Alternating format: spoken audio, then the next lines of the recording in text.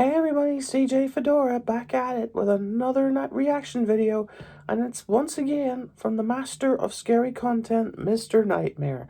Now, this video popped up yesterday, haven't watched it yet, but I'm already intrigued because it's on a topic that he's never really covered before.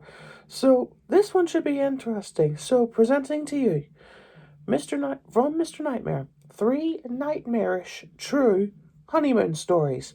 Without further ado, let's get into it.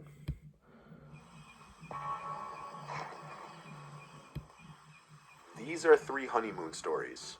Oftentimes, newlyweds take their honeymoons in foreign countries where the locals may not always speak their native tongue. In one of these stories, that exact scenario proved to be a problem, as a matter of fact. Learning a second or third language can prove to be a very useful skill that will come in handy many times in your life, and the app Babbel has now made learning a new language easier and more fun. We've got a sponsored deal. 10 to 15 minutes a day, and within 3 weeks, you'll be quickly picking up a new language.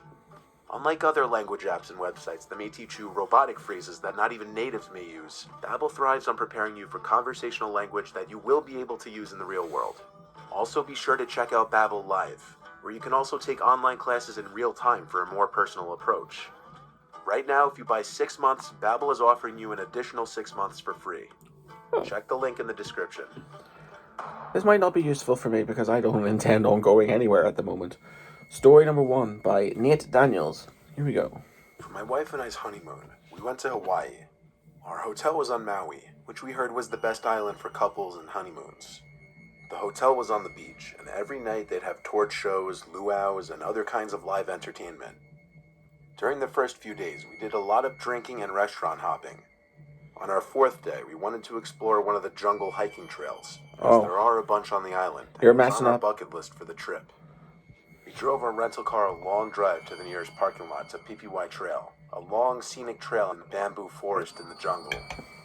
The trail would eventually lead to numerous waterfalls and hidden ponds that you could swim in. We were told about it by some locals and other tourists, so that's what we wanted to do. There were a few cars in the parking lot, but the parking lot wasn't just for this one trail. Walking down the path for a while, it truly was just a wall of bamboo on either side of us. It was truly an environment I'd never seen before. My wife stopped us and pointed at a small animal slightly off the trail. It was a mongoose. It was stopped, looking at us, and we both thought it was adorable. My wife started approaching it slowly, bent down to appear smaller and less intimidating. I did the same. Of course, the little creature ran away pretty swiftly, and my wife chased after it goofily. I followed suit. As we got deeper into the jungle, straying away from the trail, we heard the sound of water. It was a waterfall nearby. We followed the sound of it until we came to this beautiful pond with a small waterfall pouring into it. We dipped our feet in the water. It was a surprisingly comfortable temperature, and it was deep enough to submerge ourselves in. Oh no. So we decided to do a little skinny dipping, knowing how unlikely it would be that anyone else would be here. For God's sake. Well, apparently we were wrong about that. Yeah? Because as we were in the water, my wife shrieked and said, "Oh my God," as she pointed at some older man in a straw hat with a long gray beard standing in the jungle, half behind a tree, staring at us. Oh, huh? I'm too nice of a person, so I waved for some dumb reason, instead of yelling to stop creeping on us. Fuck, That's what man! it looked like he was doing. He didn't wave back, he didn't smile, he didn't even move. I looked at my wife and said we should leave, but she didn't want to step out of the water naked for him to see. I kind of agreed. So now I called out to him, asking if he needed something. And only then he called back in a surprisingly deep voice, saying he's looking for his dog. I said we haven't seen it, and then he walked away. Fuck. I said to my wife we need to go immediately. We got out of the water and got dressed, then tried to find the trail. But we couldn't find it. Oh, We strayed far enough away from it that we were apparently lost. We had lost the direction we came from, and there was no cell reception out here. It was getting late in the day, and panic was setting in.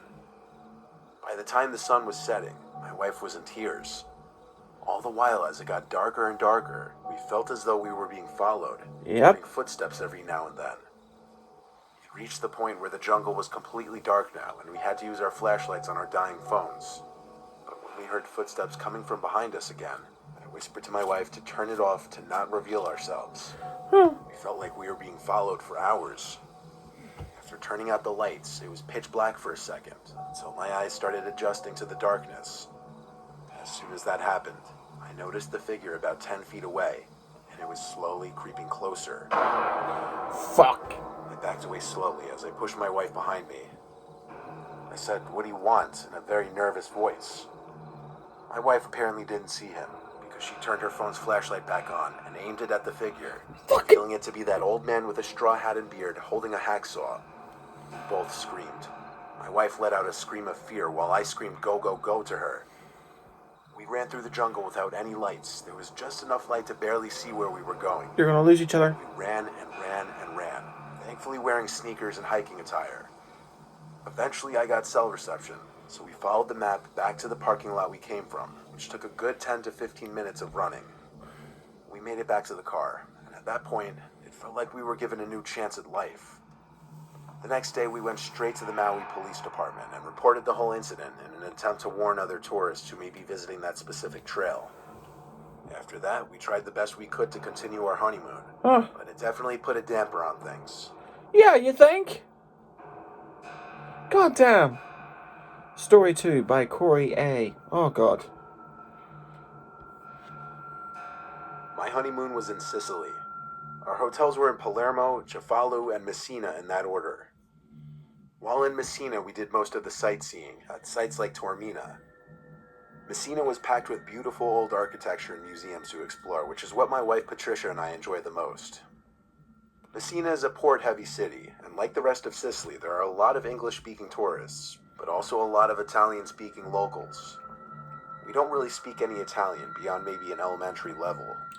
We'd have a lot of locals approaching us trying to sell us things. At night, the vibe where we were was fun. Lots of music, people drinking and dancing and whatnot. We were partaking a little bit, while also continuing to walk around and explore. The night got the better of us, and we ended up getting pretty drunk, and the time flew by. Pretty soon it was past midnight, and things outside on the streets were simmering down. We took a wrong turn back to our hotel, and kind of lost our way. Oh, dear. Eventually we ended up in this sketchy alleyway, and Patricia was getting upset that we seemed to be entering a sketchy area. I put my arm around her to make her feel safer.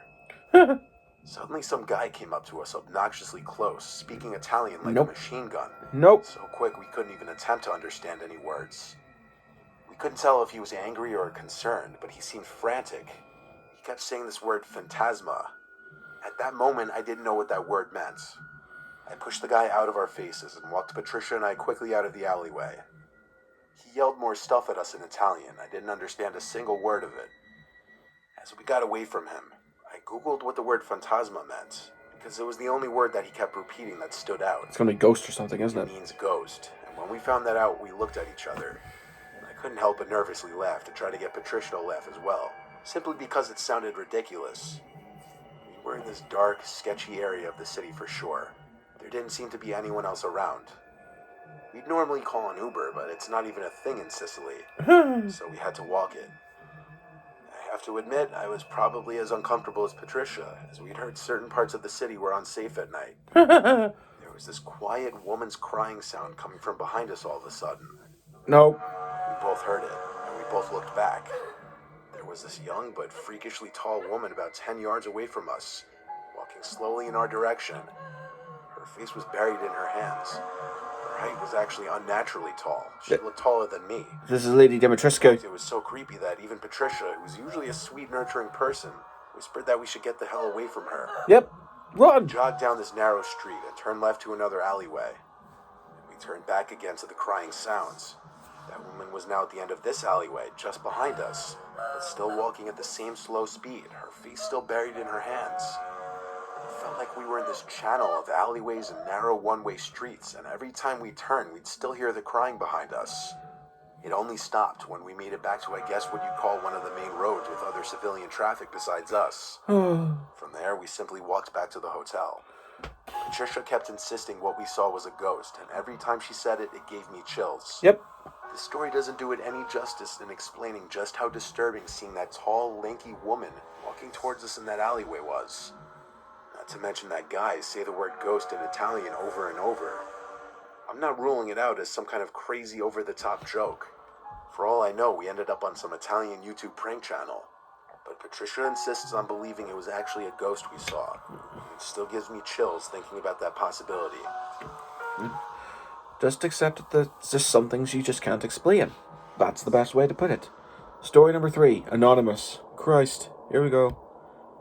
We aren't the richest couple out there. We both work 9-to-5 jobs to make ends meet. We're doing all right now, but back when we got married, we were struggling. So when it came time for our honeymoon, we couldn't go all out and blast all our money. My wife, who I'll choose to keep nameless, was doing research for affordable beach getaways, and she found a private house in the Bahamas for 3 nights on Airbnb, so we went with that. After flight tickets and the cost for the rental, it didn't even come out to that much. Upon arrival, we entered the code for the padlock on the door to let ourselves into the home. It had a spacious living room and kitchen, a large bedroom, 1 bathroom, and a big back deck that led to the private beach. We spent all of the first day on the beach, then walked to a nearby restaurant for dinner. When we got back, this is where the weird things started happening. Uh-oh. As soon as we walked in the door, we noticed things seemed like they were in the wrong places, like our sandals, our bags, and so on. Oh, God. Nothing was missing, though, so we accused each other of having moved the stuff beforehand. Mm-mm. We jumped in the hot tub that was on the back deck for a while, until we both heard something from inside the house, like a bang or a door closing. Oh, God. I got out from the hot tub to check, dripping all over the floor of the house. He's hiding All under the your doors were bed. closed, though. I didn't remember if they were open earlier or not. Regardless, I checked the room and it was clear of any intruders. He's under as your well as bed. the bathroom. He's in your I went closet. back outside to grab a towel and put my clothes on. I was done in the hot tub anyway, and so was my wife. Though I was growing a little suspicious, or cautious you might say. Mm-hmm. The second day we sat on the beach for a while again, then went to some of the touristy areas of the Bahamas and did dinner. When we got back, again, we felt like things were different. Stuff seemed to be in the same spots, but the bathroom and bedroom doors were open, and we didn't remember keeping them open. We knew it was possible we were being paranoid now and didn't actually remember how the doors were left, but still it was getting uncomfortable now. Mm-hmm. We made sure all the windows and doors were locked, and we skipped the hot tub that night. We just watched movies on the TV in the living room, as there was a bunch of included streaming services on there. Mm-hmm. There was no upstairs to the house, yet we thought we could hear little taps and whatnot above our heads. Fuck, he's in the attic. The roof? Maybe an iguana or some similar creature? At this point, we were even starting to think there might be some kind of Bahamian creepy crawly in the house. Oh, for God. It seemed like a more logical explanation as to there being an intruder in this relatively small space. That night, I was in bed before my wife. She was in the shower when I heard her scream. I basically exploded out of bed to run into the bathroom. He's in the air Turned vents. the water off by then and told me that there was something in the vent above the shower. Yep. I got on the ledge of the tub and looked in it, but it was too dark in there. However, I did hear some tiny noises coming from in there. This almost confirmed that there was a rodent or some small creature in the vents of the house. It's not a rodent. Still, we had one more day, it wasn't our problem. We went to bed together. The next thing I remember was waking up to my wife shaking me. She had this horrified look on her face that immediately sent shivers down my spine. She told me to listen, and the silence of the room allowed me to hear it. This frantic whispering sound coming from the ceiling, particularly one of the ceiling vents. Uh-huh. That was it. I grabbed my phone to call the owner of the Airbnb. I heard the ringing, but simultaneously I heard this vibrating sound from above us. Immediately, I started to think, wait, is there an upstairs that the owner is living in? The vibrating above us stopped almost as quickly as it started, but the call was still ringing on my end. Curiously, I took my phone's flashlight and aimed it up through the vents. Yep. And for just a split second, I saw someone looking down through the vent into the room. Fuck, Most run. notably, I saw their eyes. We packed all of our important stuff as quickly as we could. It took all of about 30 seconds and we were out the front door. We ran through the sandy dirt road until we came to a street. Then we stopped to catch our breaths. We stayed in a cheap hotel that night and the next night as well. The last day we spent most of it waiting at the airport, but we reported this incident to Airbnb and we got all of our money back. I'm pretty sure Airbnb banned the owner of that house's account. We didn't pursue anything further with legal action. What? We were just happy to get our money back. Nothing of ours was missing, but who the hell knows what kind of shady shit he was doing there when we weren't in the house. Fuck me. Why the fuck would you not call the cops? Jesus. This is the thing that pisses me off about these things. When nothing legal, no authorities are called. This is weapons grade bullshit, man. Jesus! If you're on an Airbnb and you suspect that the owner is hiding in the air vents above your fucking bedroom playing peeping Tom, why would you not call the cops? Oh my god, bro. Oh, I just don't get it, bro. I don't get it at all. Oh. Anyhow, guys, another thoroughly entertaining and horrifying video from Mr. Nightmare. Thank you all for watching. Hope you enjoyed. See you next time. Bye.